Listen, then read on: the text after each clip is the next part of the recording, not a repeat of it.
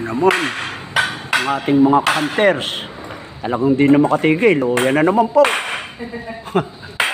Lalagay ko sa Facebook ko.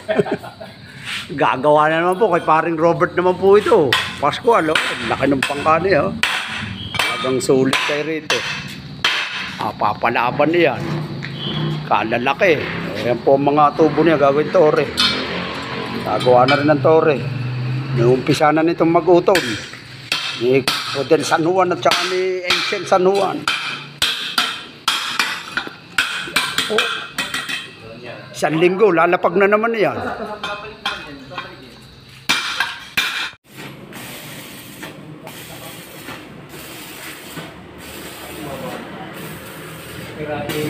Yan po ang kaya paring Robert Pascual na pagoda, binubuo na ng mga tropang hunter natin.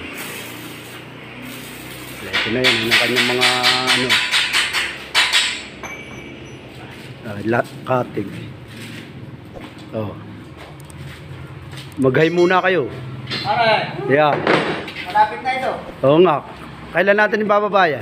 Ako Bilis-bilisan mo na't nagtitining na. Baka abutin pa ng amihan.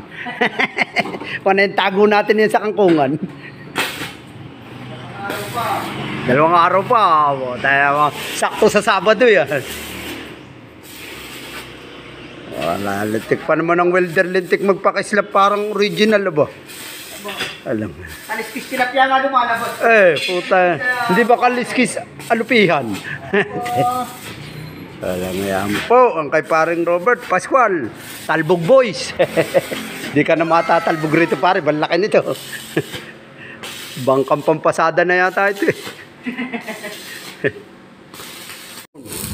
So yan po mga hunters.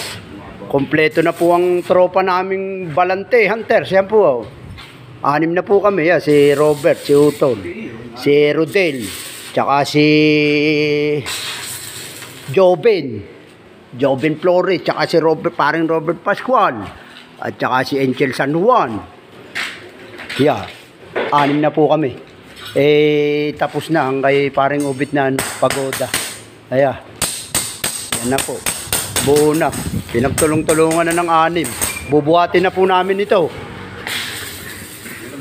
Okay. Stay tuned lang po. Kami po puro meron lang. Sila po manpower. Ayan po talaga welder natin na si Joven Flores. Galing pa po ng yan, Afghanistan. Pipe welder.